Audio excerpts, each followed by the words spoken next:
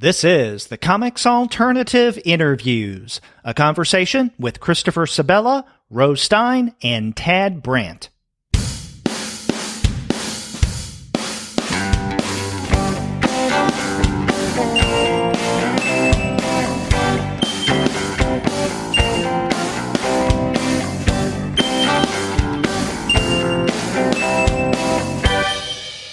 Hello and welcome to another episode of the Comics Alternative Interviews.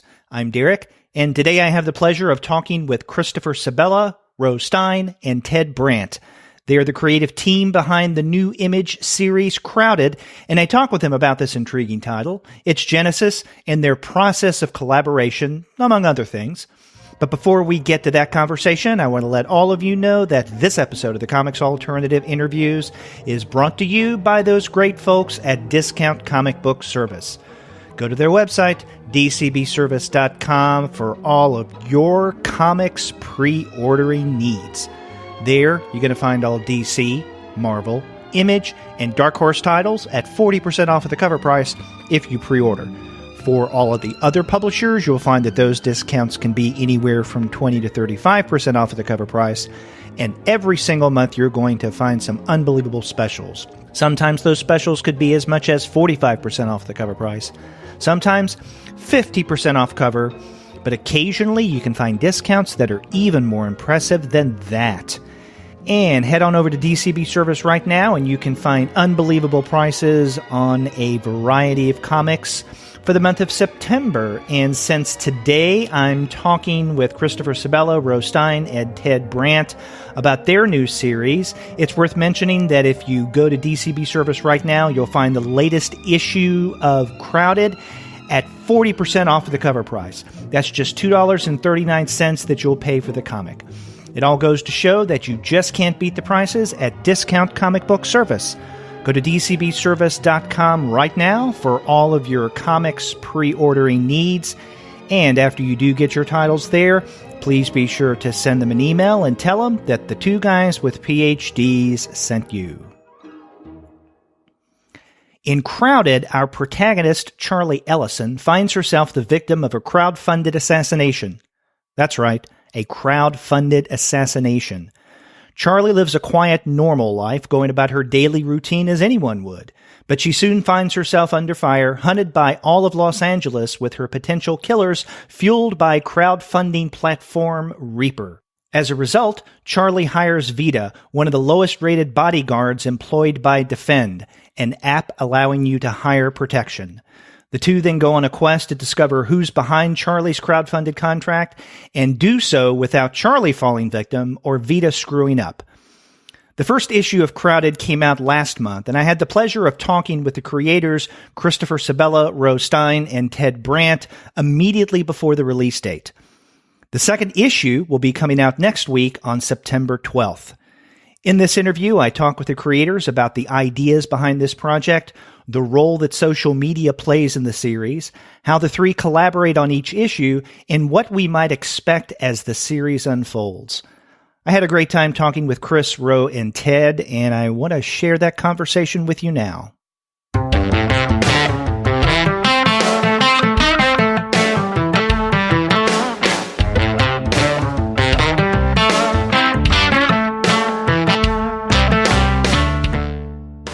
I'm really glad to have on the Comics Alternative Christopher Sebela, Rose Stein, and Ted Brandt.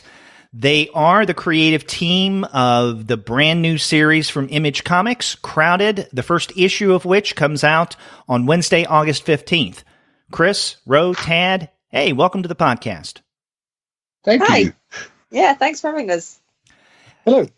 Yes, and hello. And we should mention that Tad and Ro, both of you are over in the UK, so it's later in the day for you. I hope you have enough energy for the interview. Oh yeah, it's fine. It's only 6 p.m. here. Nothing. We act a bit like old people with early bedtimes. We're not quite that bad. Oh, okay. We've had it that bad before, though. I hope I'm not cutting into your dinner time, but maybe a good place to start is actually kind of make sense. This is, I guess, the canned question portion of the interview where I ask you guys to describe what Crowded is all about. What's the premise? The basic premise is it's takes place, sort of, I call it 10 minutes in the future, but it's a world where there's a crowdfunding app for assassinations called Reapr, where basically you can, if there's somebody you want to kill, you could start a campaign on them, and as long as somebody else throws in money and somebody decides to go after that goal, then it's all totally above board. So our story is about a woman, Charlie, who wakes up one morning and discovers she has a $1 million campaign open on her, and she has no idea why. So she hires a bodyguard, Vita, from this sort of Uber-like app for bodyguards, and then they have to stay alive for the next 30 days. Yeah, and you mentioned Uber. You made reference to the Reaper program, which in many ways reminds us of like Kickstarter and other kind of crowdfunding programs. This first issue that I've read, which is a lot of fun, I have to say, it is very much informed by modern technology and online-based services. Yeah. I mean, it's sort of taking what we're dealing with now and kind of pushing it a little bit further, basically. Mm-hmm. Yeah. Now, I'm wondering where this idea came from. In other words, what's the genesis of Crowded? I don't know. Like, it was just an idle thought I had one day, like on a smoke break from work. It's just one of those things that pops into your head and usually pops right out. But for Crowded, I was like, that's a cool concept. First, I went and made sure that nobody else was doing it because I was convinced. I was like, well, this is kind of a gimme idea. Somebody must have done it. And nobody had. So then I started sort of lightly working on it. And then it wasn't until basically sometime last year, like the beginning of last year, I finally like sat down and figured out how to turn it into a story. That's interesting in that I would have thought that someone would have nabbed this idea before you guys. Although when you do see comic series that are devoted to new media or online communications in some form or another, usually it's social media, right? So something that is informed by Facebook or Twitter or something of the sort. This is different though, because right now, it's almost as if people can get anything via the internet. There's Uber, there's services where you can have someone come walk your dog or babysit your dog, go to a restaurant and pick up food for you. So it's about anything. And you really do play on this. And it is surprising to me that more creators haven't really tapped into this contemporary phenomena.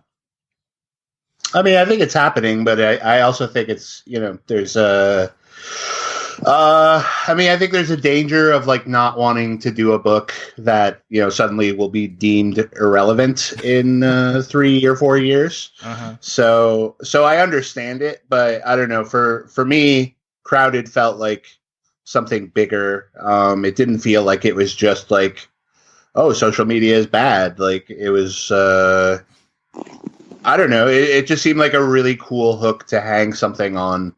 More than anything, I certainly didn't start this book as a way to like comment on, internet society or any of that stuff. Like I just wanted to tell a really good story. So any of that stuff that might happen is kind of by accident. We're sort of leaning into it a little bit more now, but we're not out here trying to make a polemic about like, here's why the internet is bad or here's why the internet is good. But we're just using it as a story device, basically. That's interesting because I wanted to ask you guys if you think that Crowded will eventually become at all a critique of these kind of web-based or online services.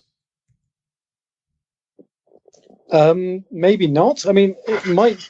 We're worryingly close to it becoming an accurate reflection of them. But I mean, with that service Patreon that got launched to fund right wingers who were being booted off Patreon for violating terms of service.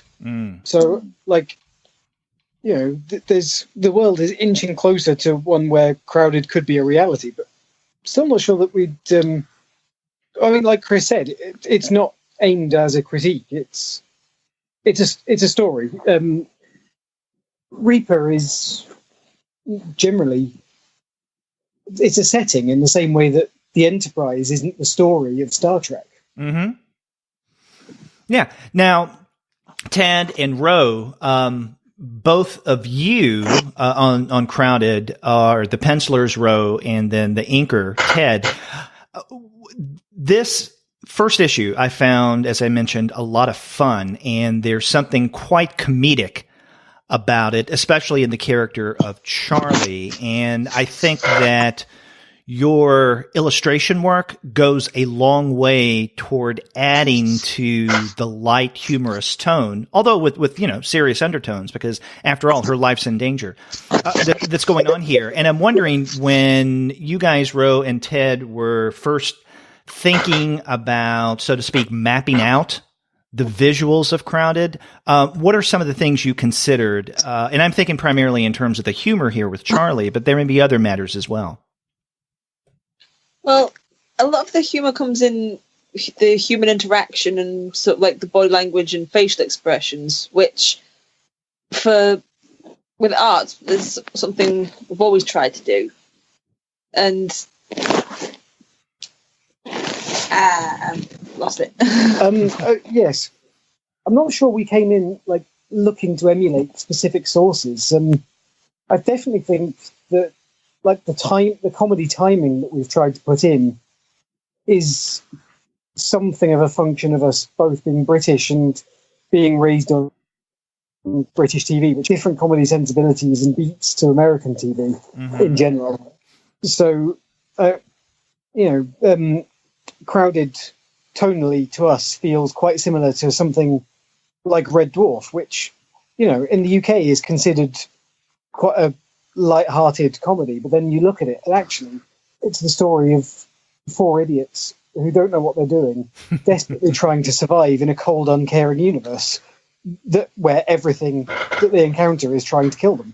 So Red Dwarf is no less bleak than the world of Crowded in and of itself, but it's still entirely a comedy show without losing any of those stakes. So things like that really had an impact on us.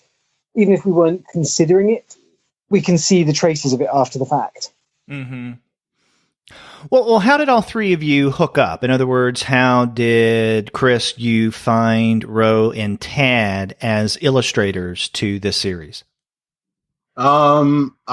Like I said, I had I'd kind of like figured out Crowded at the beginning of last year, and I put it together with a bunch of other pitches that I had finished, and I was looking for artists. So I was talking with my friend Juliet, who's the editor on Crowded, and she said, "Well, my friends Ted and Ro are looking for something to work on." So yeah, basically we just I think we just all jumped on Skype and started talking, and I basically described, like, I had two books that I was, or two pitches I was offering them. One was Cold War, which came out from Aftershock earlier this year, and the other was Crowded, and they picked Crowded. So yeah, pretty much from there, it was like I started in on scripts, and then we started in on working, and it's been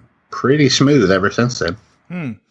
So you had another title, Cold War, and that ended up at Aftershock? So Hayden Sherman drew it, and yeah, I mean, at this point, like, I can't imagine that book being done by anyone else, but the same way I can't picture Crowded being done by anybody but Ted and Ro. So I think I think they clearly made the right choice for their sensibilities and stuff. So it's all worked out. Okay. So now, Chris, you have done other series for Image, and in fact, some of them we've even discussed on the Comics Alternative. I mean, I'm thinking of Demonic, and I think you're currently doing Shanghai Red. How do you think Crowded is different from your other Image work? I think it's the first time I really kind of let myself, I don't know, like lean into the comedy of stuff. Like everything I've done for Image before, or Skybound has all been pretty serious and pretty dark, but Crowded is like, as much as I like dwelling in sort of the dark end of the pool, like I'm also like, I like to laugh. I enjoy having fun with things. So, this one is just a much more sort of madcap book, a much bigger sense of humor. Like you won't feel bad after reading an issue, which I like, sort of my intent, but I think like with like Shanghai, you could definitely like put an issue down and be like, ooh, I'm totally bummed out now. But I don't think, sorry. So there's no way you're going to get a completely downer book with working with us. That just wouldn't happen. Yeah. So yeah, it's just like, as dark a concept as it is, it's still a lot of fun, and like, a lot of it is played for jokes at the same time as being, kind of serious. That's my sense of things as well. And when I asked that question, I was hoping that you'd say the humorous edge comes out more with Crowded than some of your other works, especially with Image, because those do seem to have a more serious tone to them. You mentioned Shanghai Red. I remember when we reviewed Demonic #1 on the Comics Alternative, and it may have been last fall when we were doing kind of a Halloween horror episode. And I do recall that being quite dark. Now, one of the things that comes out of this first issue of Crowded are a number of questions, but they're questions in a good way. Every time I read a #1 issue, I ask myself, is this successful? And one way that I always gauge success, at least for me as a reader of comics, is what kind of questions does this first issue leave me with? And if it's the good kind of questions, in other words, things that I'm intrigued by that propels me into issues 2 and then 3 and so on and so forth, then that's a successful first issue, chances are. But many times there are first issues that leave me with questions that have more to do with, I just don't understand what's going on here, and maybe it'll be explained in issue number 2. I'm not certain. I'm confused. Things are too ambiguous. So those are the not good kind of questions. You guys embed a lot of really good questions in Crowded #1, and I think the kind of questions that I'm intrigued by are centered around our two characters here, Charlie and Vita, because we don't really know much about them. I mean, first and foremost, Chris, as you pointed out, we don't know why Charlie has this hit on her, for $1 million plus, and why everyone is after her. And when it comes to Vita, who is the defender hired by Charlie, there are things that we learn about her. For instance, on the defender side, Charlie points out that she had a very low rating. So there's something about her that people don't like. And Charlie asks her about it. Vita really doesn't give any satisfactory answers. Nothing more than saying, well, we'll talk about that later or something to that effect. And so we really don't know much about Vita. And I'm curious, both in terms of the writing and with the art, Tad and Ro, how you see these characters developing over the course of the next couple of issues. I mean, for me, the characters are kind of they're the reason I keep showing up, and they're what, like, as much as I love the concept and everything, like if there wasn't a Charlie and Vita, this wouldn't be a book. It would just be like a pitch. So there's definitely like plans down the road to get deeper into both of them. I want things to feel kind of natural-ish, or close to natural-ish. So we're not just like immediately like, here's everything you need to know about this person. Like, let's move on to the action. Like, it's as much a book about two people sort of learning to get along with each other as it is a book about, crowdfunded murder. On the art side, I think I definitely feel like we get a much better handle on the pair of them as the issues move forward, and so there's, I think, definitely better nuance of expression. So I mean, that's not going to happen as often, actually increasing the mystery, because some of the expression work gets more subtle, but also, I don't know, I think we definitely learn a lot more about who the two of them are as personalities, even if not many concrete details, wouldn't you say? I'd say so. You get to see them get under each other's skin quite a bit, if not so much in knowing their past, but in seeing how they react to each other. Mm-hmm.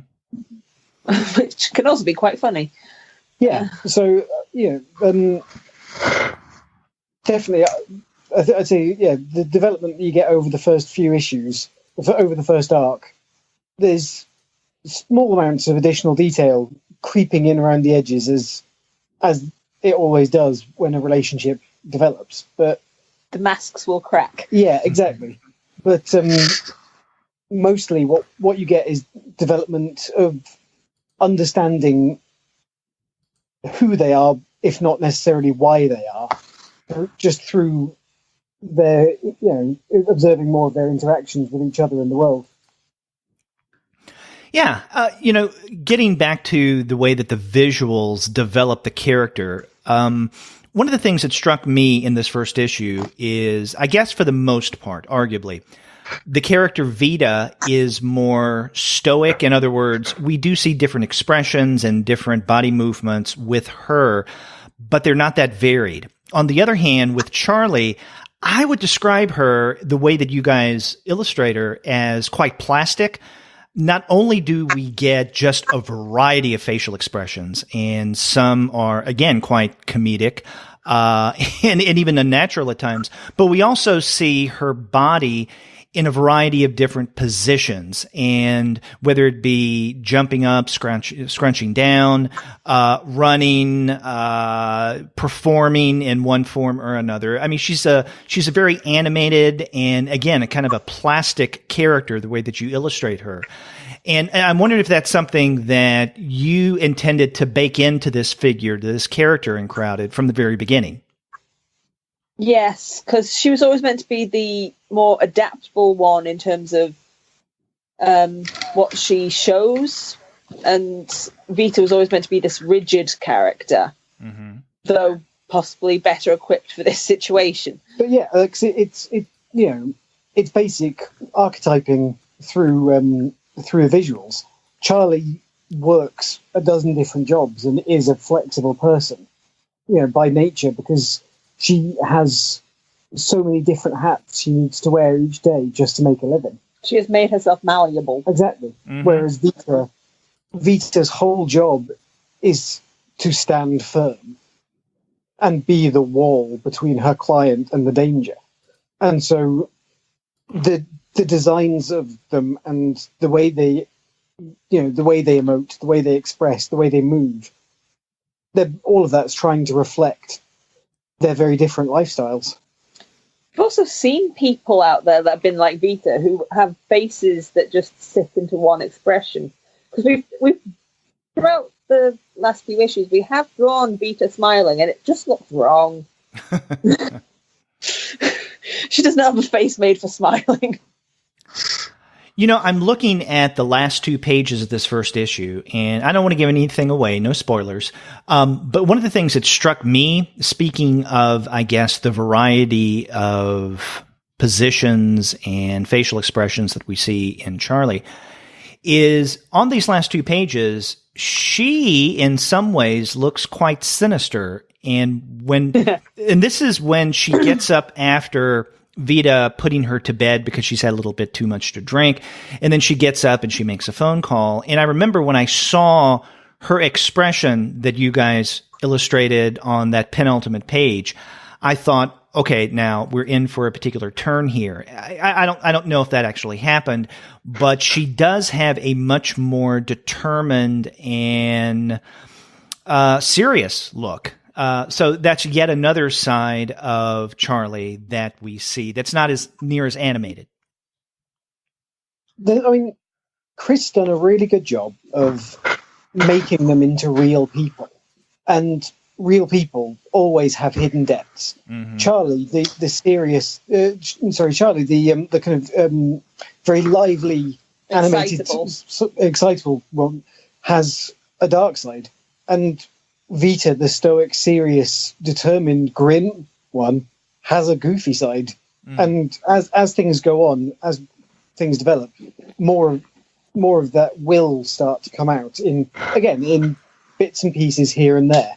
But it's a testament to the fact that Chris is writing characters that feel like people.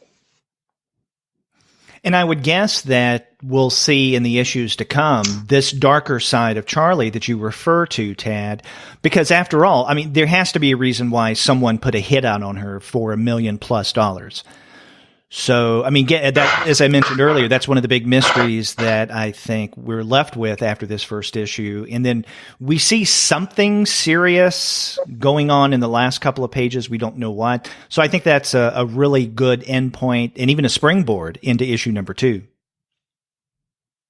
Yeah, hopefully. That's, we wanted to, I don't know, first issues are tricky because you want to try and get enough information through, but you don't want to give everything away.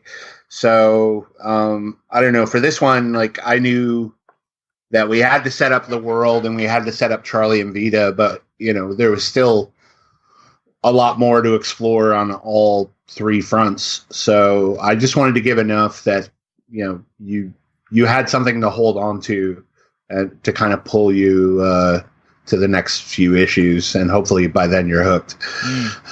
Now, I don't want you to give anything away, but answer what you can. At what point or how soon will we be learning more about why Charlie has this hit out on her? I would say by the end of the first arc, we definitely have a much better sense of what. Well, yeah. Backed it. Yeah. It's going to be an ongoing thing. It's not something they can easily sort of crack.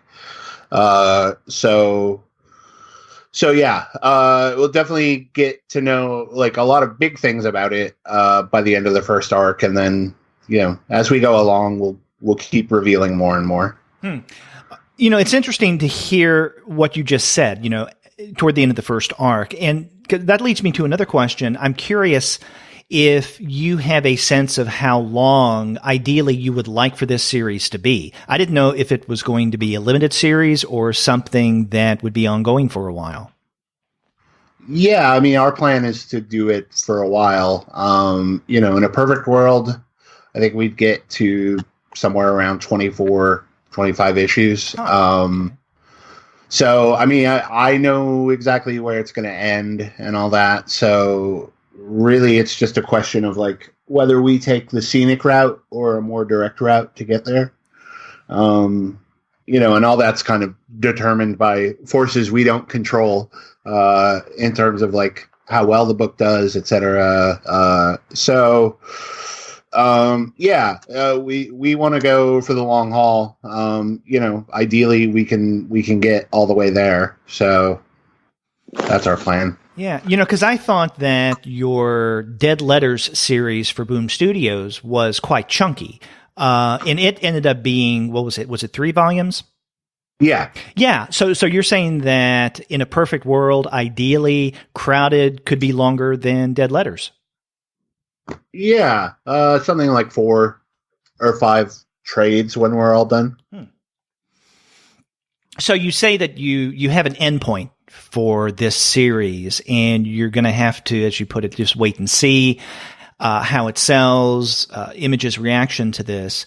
Do you have potentially, I guess, a backup plan for, let's say, after maybe the second narrative arc, things seem to be petering out, and you get a sense that you really need to end this sooner rather than later? Do you have that plan of how you could end it sooner than you intended?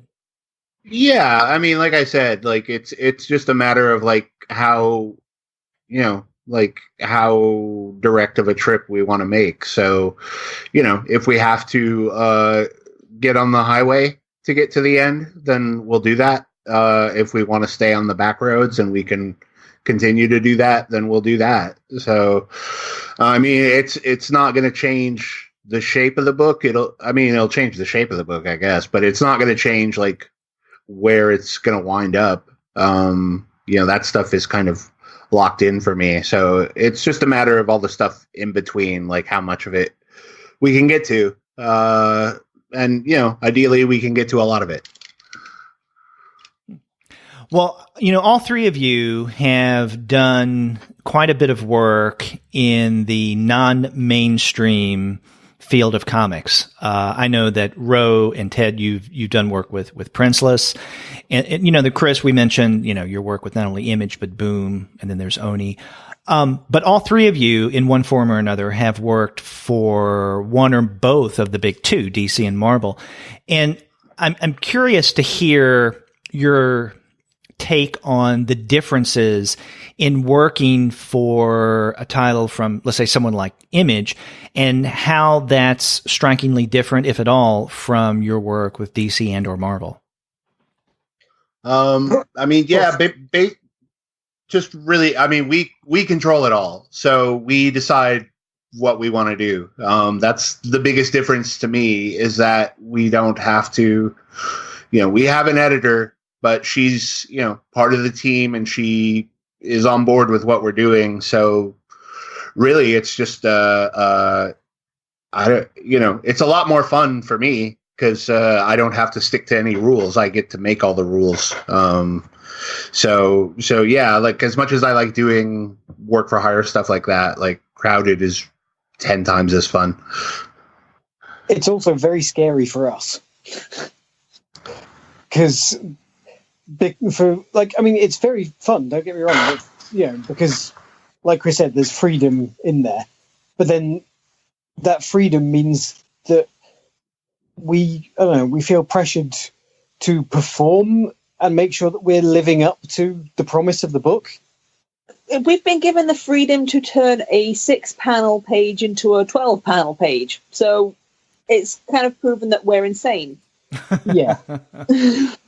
But yeah, like it's great. I absolutely prefer it, but it's a scarier experience because we're putting more of ourselves into it, and putting more into it in general.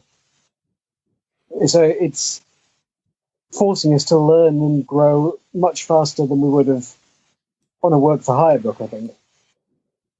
Oh yeah, the art looks quite different from issue 1 to issue 3. Yeah. Just because the learning curve from it. Well, maybe go into a little more detail there. I mean, in what ways has the art in issue number 3, which we should see in a couple of months, differ from what we see with issue 1? Well, from the difference, partly we got even more adventurous with the layouts. There's been getting to know the characters a bit better, and so getting to play about with them a bit more and make they feel more solid to us. So that means that exaggerating facial expressions can become more comfortable and things like that, because while the expressions and body language aren't restrained by any means in the first issue, they are comparatively, just because we didn't have a full grasp on Charlie and Vita at that point. And so the more we go, the more we learn, the more things can be pushed while still being able to keep them feeling like the characters. So it's a matter of living with the characters for a longer period of time, feeling more comfortable in terms of illustrating them, and in that way, I guess you enliven these figures. Yeah, that's the dream. Have you experienced similar with other titles? Have you been with certain characters, like for instance with the Princeless title, long enough to where you have seen the visuals of that particular character evolve? Not like so this. Much. No, because like when we're on Pirate Princess, it had such a huge cast that there wasn't really much time to stick with one character very long. And also, I mean, you know, it's worth pointing out as well that that book had a very specific vision that Jeremy had for it, where Crowded is a vision that we're all discovering together as we go. Well, you know, as you mentioned it's something that you guys are developing as you go. How collaborative is the story? I guess story in the broadest sense, not necessarily in terms of plot, but also in terms of where the characters go. I mean, how collaborative is that? Or when it comes to the illustration work, does Chris more or less map out everything almost completely and then you follow his lead?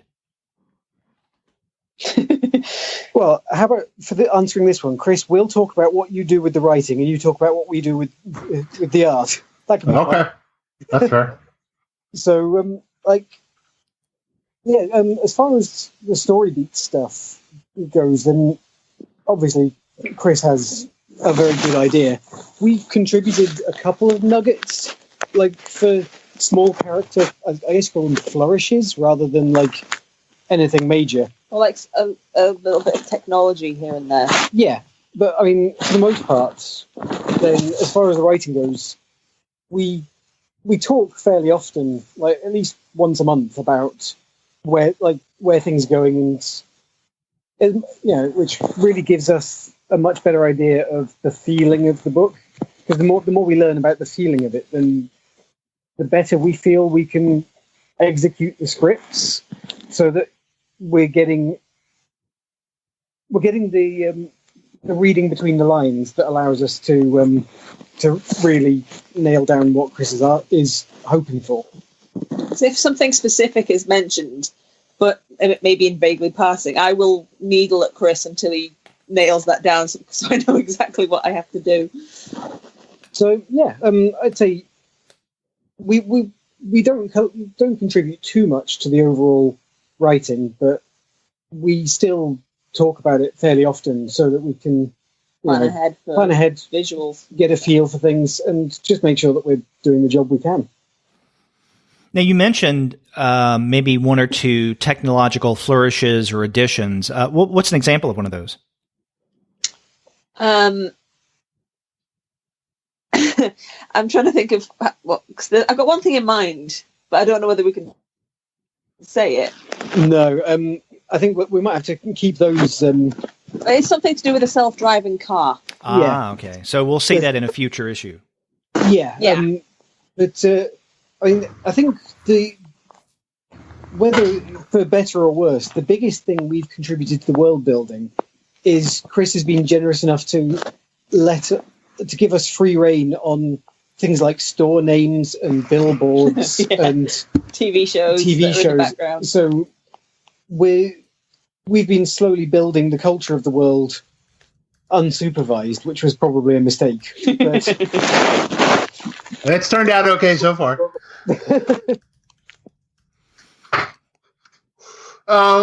Yeah, okay, I guess it's my turn.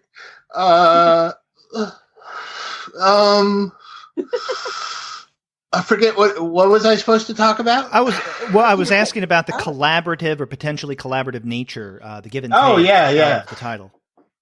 Yeah, I mean, you know, with all my scripts, with all my collaborators, I do my best not to call shots. Like I'm not a writer who's like, okay, this panel has to look like this and this panel has to look like that. Like I just try to give Ted and Ro the roadmap. But you know, like I completely leave it open for them to do whatever they want with the map. Like I'm not precious about this stuff, and I know that like whatever I give them, they're only going to make better. So yeah, like it's just been I don't know. It's been really easy because I know, Ted and Ro have given me permission to kind of go nuts in my scripts and like, load it with panels because they're probably going to increase them when they get them anyway. So yeah, I don't know. It's just really easy. There's not a lot of like, checking with each other.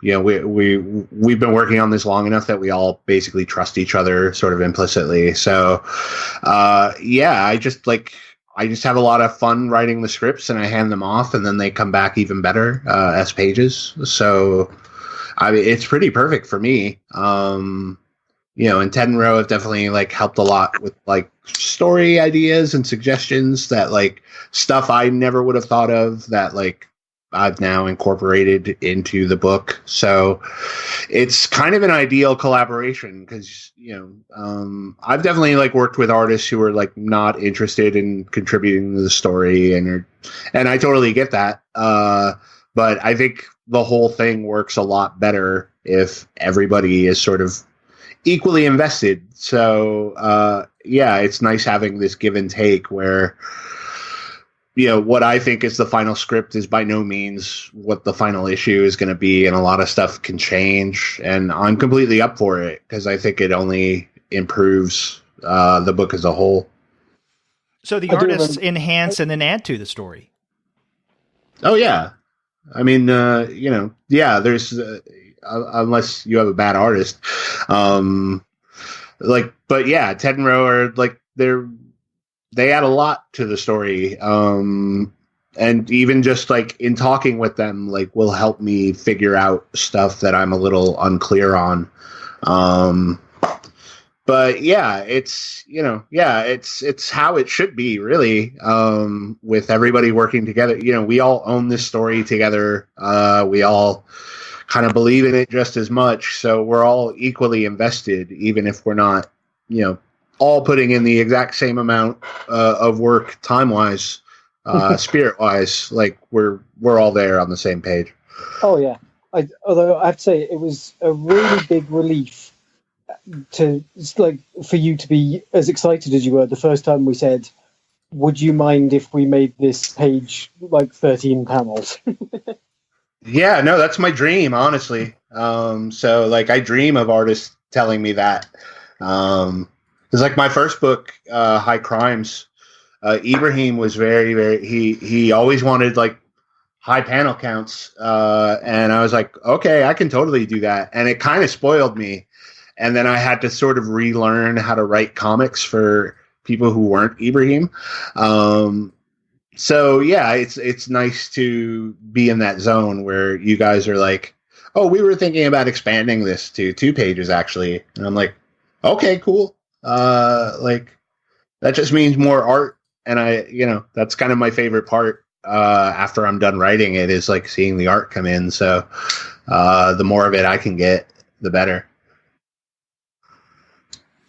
In what ways, maybe in particular with what you have done with Crowded so far, have you gotten art back from Ro and Ted and have been completely surprised that the story has taken on literally a look in ways that you never even anticipated?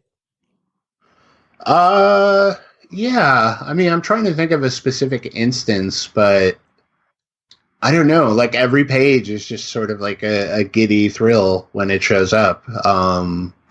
And it's just more, I don't know that like I've seen a page of theirs and it's like, oh, that completely rewrites everything. But it's more of a like, oh, okay. Like now that this has sort of been established in this, I don't know, it has this sort of ambiance to it. Then I know like, okay, now I can play around with this more because I know Ted and Ro are capable of, it's not that I think they're incapable of doing anything, but it's like when you see your collaborator kind of like giving you way, way more than you ever expected, then it's like, oh, cool. Then that means I can do more. Ideally everybody's challenging each other to be better. Mm-hmm.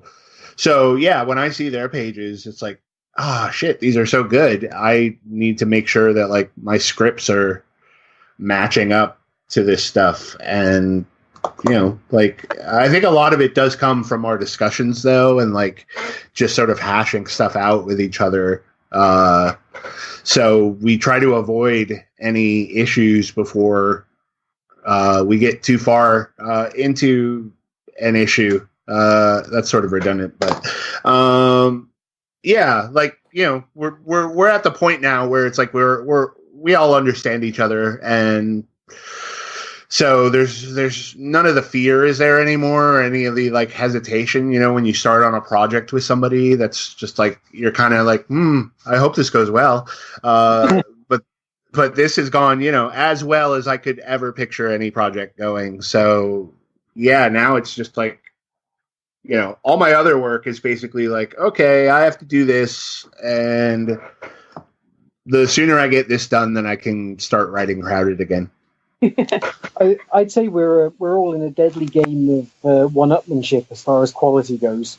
Every time we try, raise ourselves up to match Chris's scripts, he then improves the quality and the difficulty settings, and suddenly we're forced to try and raise the game again. And you've only got to stop when someone has an aneurysm. Yeah.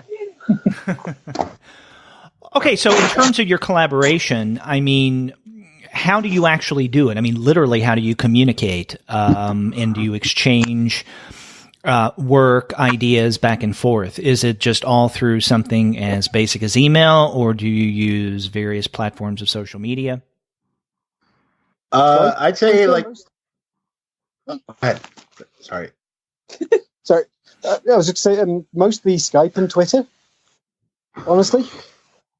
Like Skype for more chats type stuff, and then Twitter DMs when we've got just, short questions.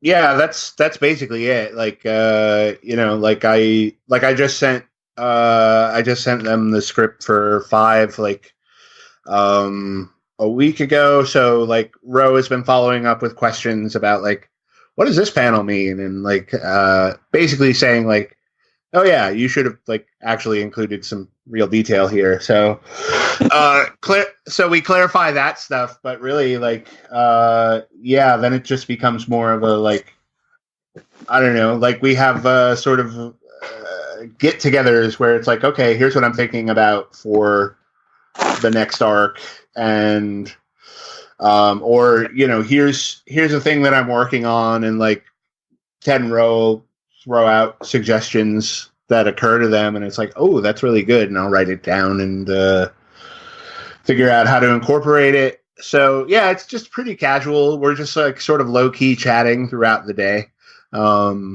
checking in about like businessy stuff and about art stuff and everything in between. It's a very comfortable relationship in a way that neither of us have ever really experienced in work up until this point. Okay, and you say that Twitter and Skype are the two main platforms or the avenues that you use to do your collaboration, your talking, your sounding out of ideas. Yeah. Well, that leads me to another question that actually kind of links back up to something that we were talking about early on in the conversation. If you remember, I asked you if maybe Crowded will turn into a critique of virtual business, online culture, and what have you. Maybe even outside of what you're doing on Crowded. I'm curious about your personal feelings on online services, social media, and all that. I mean, I'm a fan of them, but I feel like most of Crowded is more of a cautionary tale about people. I think all these platforms are fine and they're great, and like when used properly, can only help things. But by the same token, the sort of freedom and the world opening they offer, a lot of people see that as a road to like, oh, I can do whatever I want with no consequence. So, I mean, I think our story is not, it's not a story about like what can go wrong with technology. It's a story about what can go wrong when people get their hands on stuff. And that's kind of a tale as old as time. So I feel like we're doing a more universal thing. Like if it wasn't social media, then, you know, it'd be fire or guns or whatever. Like there's just the natural human propensity to be like, oh, this is a cool thing. Now I'm going to like beat the crap out of it until like it stops working. Like I'm just going to like use it for all the things I shouldn't and see what happens. And one of the reasons I was asking about your individual takes on online services and technology is, you know, more and more in the news, we're seeing problems erupting from these avenues. I mean, obviously there's the 2016 election, Facebook, and even Twitter problems. Sure. And then problems also with, let's say, Uber, and outside of, let's say, problems within the business, what Uber has done to taxis as a business. It has really kind of upended things, which, you know, some people may appreciate, but on the other hand, there are many who may not be so happy about that. So I don't know. I'm always fascinated by how technology can be seen as a two-sided sword. You know, bringing both freedom and relief on the one hand, but also causing unintended consequences on the other. Not that I expected any of you to be Luddites, you know, especially given the subject matter of Crowded. But I was just curious where you came from personally in terms of social media, online services, and what have you. Yeah, I mean, it's been great for me. So I can definitely complain about it, but the benefits of all this stuff have worked pretty well for me. So while I might be criticizing it a little bit, it's definitely from a place of love or a place of like, I want you to be better. My general philosophy is that, you know, technology is great, but I'm a firm believer in government regulation to curb humanity's worst instincts. So for things like Uber, things like Facebook, Twitter, I always firmly believe that government oversight is a crucial step because that provides actual accountability beyond the, as is demonstrated by Twitter, often very feeble accountability given by the board of directors who generally don't have a moral stance on anything as long as money still looks like it's coming in. So I really like a lot of online stuff as in terms of what they can provide, but I think profit is always a poor motive for any human endeavor. Well, what kind of experiences do any of you have with, let's say, crowdfunding, since that's a big part of Crowded, either on Kickstarter or through some other platform, if at all? I've done 3 Kickstarters, so I feel pretty familiar with crowdfunding, and all the bad feelings that I have about it. Mostly just because I'm just like not good at asking for money. So yeah, I mean, it definitely sort of helped inform maybe like the shape of Crowded. Like it helped me know what I was talking about a little bit more, but I don't know that it was like, it really informs what our book is about. Cause crowdfunding these days is just like, please help me. Like I want to make this dream come true, or, I'm having an emergency and I need to pay this bill. Whereas, with in Crowded, it's like, it's now it's all like offensive, crowdfunding. Like, it's like, help me kill this person who broke my heart 2 years ago, or who, was a really shitty friend. Yeah. What was that, Ro? Rammed my car.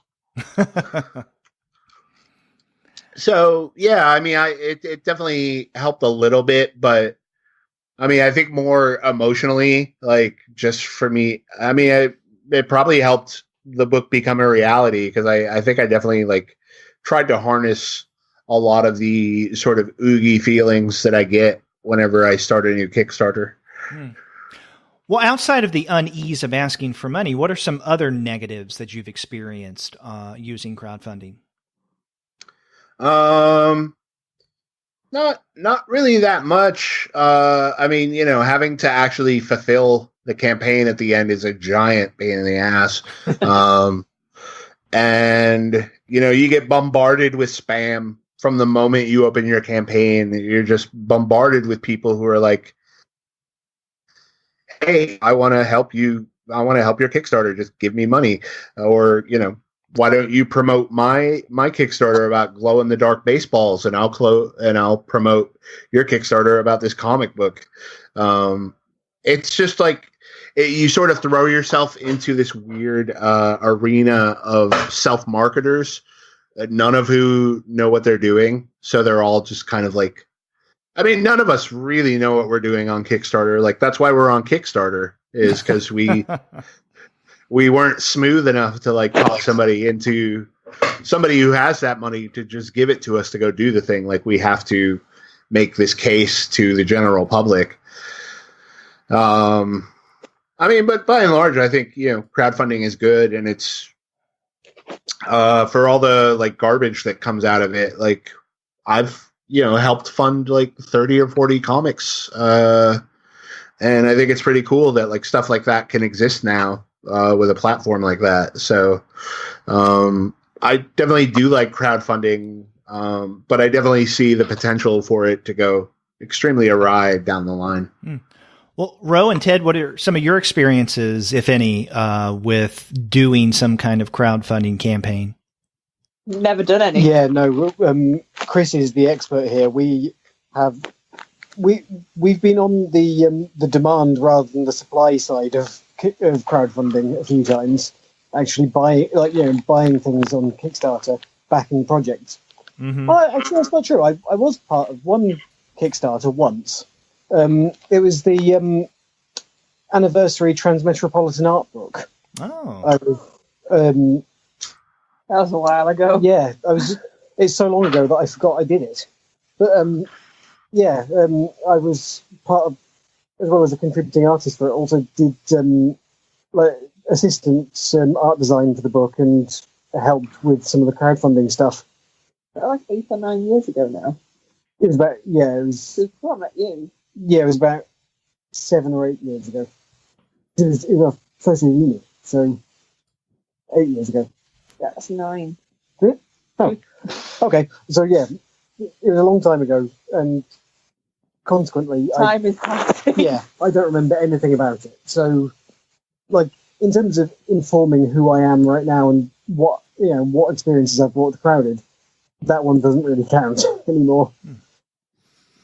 Because, one of the things we're seeing more and more are creators or creative teams who maybe start off with a Kickstarter campaign, and if that's successful, then they'll make their project available through another, or I guess a more formal publisher, a comic book publisher, who has noticed how successful the Kickstarter campaign was. So if you didn't back the Kickstarter, you can get it when it was published by, whether it be Dark Horse, Image, IDW, what have you.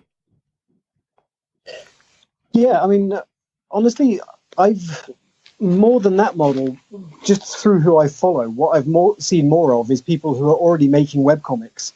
So the comic already exists in its entirety, and then they kickstart print editions.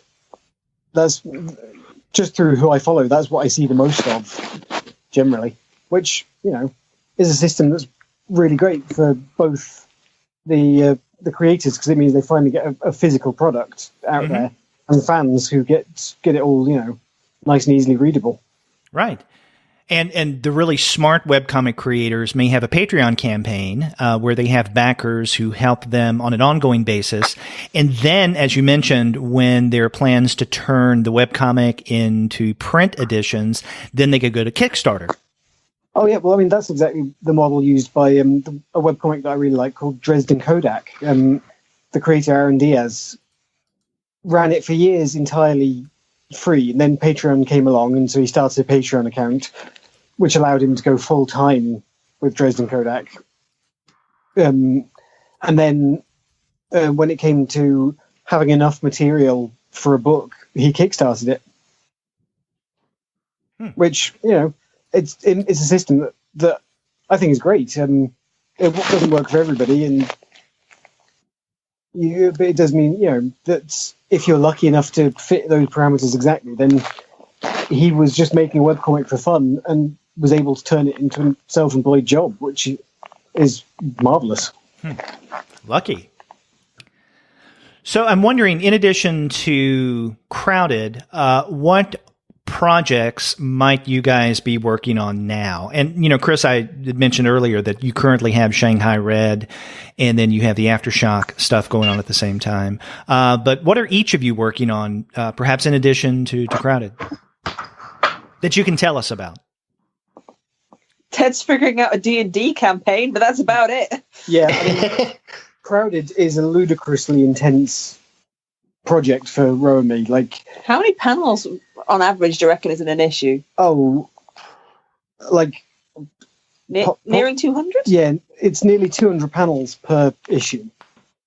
And we're talking multiple locations, often at least one or two crowds per issue, lots of vehicles. Like I said, I wouldn't change it for the world. It's an absolute blast, but good God, it does not, it does not give us any free time to pursue another book. You get through a lot of nibs. Yeah, when I see when I see other artists talking about how they've got multiple books on at once, my first response is always, "How?" Because they're drawing about a fifth the amount that we are. Yeah. So Crowded is our sole project for the foreseeable future, and frankly, I don't think either of us could ask for a better one. I'm mostly working on Crowded. Shanghai, I'm all done writing, so we're just doing the last issue right now. Let's see. I have a new book coming out from IDW/Black Crown called House of Muck. It's a 5-issue horror book about a family that goes insane together. Does the first issue of that come out later this month? Yeah, it comes out 2 weeks after Crowded. Okay. So Sean McManus is drawing it. It's pretty cool. And I'm working on the third and final season of Heartthrob, which Robert Wilson IV is currently drawing. Mm-hmm. So that'll be our finale. And then I don't know. I got a bunch of other stuff that's in progress, in the works, that's too early to talk about. So yeah, Crowded is kind of, now that I'm mostly done with all my other stuff, it's the one I'm most excited about. It's the one I'm most eager to sit down and write. So ideally my plan is to just kind of work on Crowded and then have other stuff, pop up around it. But Crowded's my main focus right now. Okay.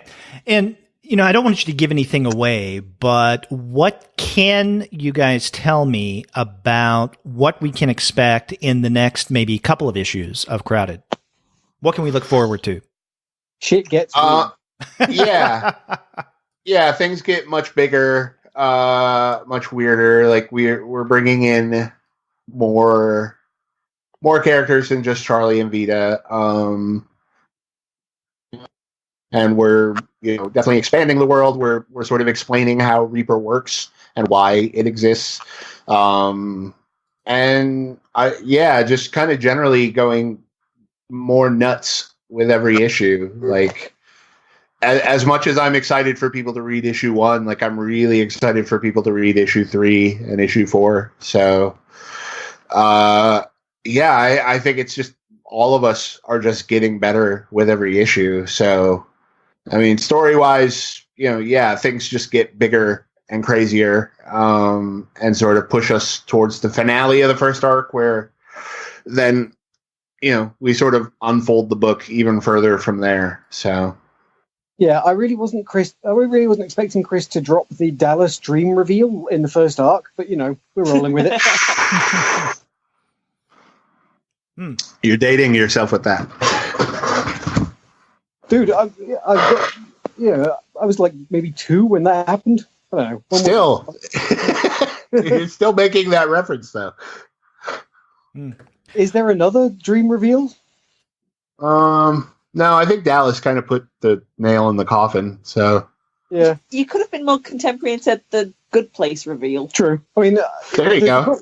That's at least coming out this year. The problem is, I was about to say, Dallas jumped the shark there, but that's also a terribly old reference, so... That's not Dallas either, is it? It's Happy Days. Yeah, no, but that's what because jumping the shark became just a general thing for when it gets past the point of no return of quality.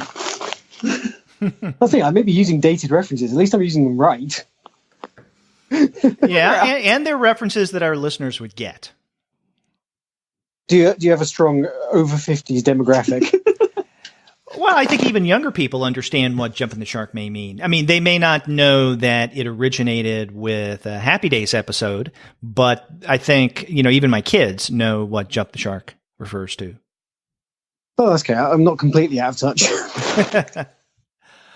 Well, Tad, Ro, Chris, I want to thank all three of you for coming on the Comics Alternative and talking about not only the number 1 issue of Crowded, which comes out on August 15th, but also the series as a whole and your other work. So I appreciate that. Yeah. Oh, thanks for having us. Yeah, thank you.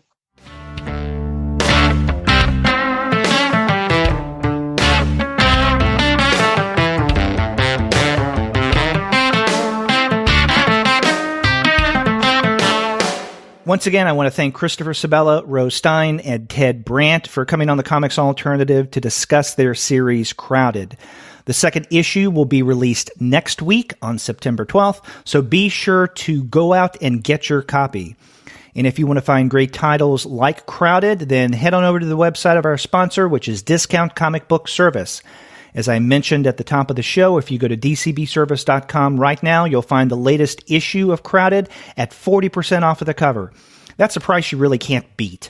That's dcbservice.com. And after you do get your titles there, get in touch with me and let me know what you thought about my conversation with Chris, Ro, and Ted. If you go to our website, comicsalternative.com, you'll find that you can leave us a voice message online via SpeakPipe. Or you can contact us the old-fashioned way by picking up your phone and dialing 4153-COMICS. That's 415-326-6427. You can also email us. We're 2guys@comicsalternative.com, or you can contact me directly at derek@comicsalternative.com. And you can find us all over social media, so contact us that way. We have accounts on Twitter, Facebook, Tumblr, Instagram, Google+, Goodreads, Pinterest, YouTube, Slack, and Discord. You can subscribe to the podcast through Apple Podcasts. You can stream us on Stitcher. You can also find us on TuneIn, on Spotify, on iHeartRadio, and on Google Play Music. But you can find every single one of our podcast episodes, as well as the reviews and comics-related commentary that we post on our blog, simply by going to our website, comicsalternative.com. We've got more interviews lined up in the days to come, so be sure to check back for those. Until then, take care.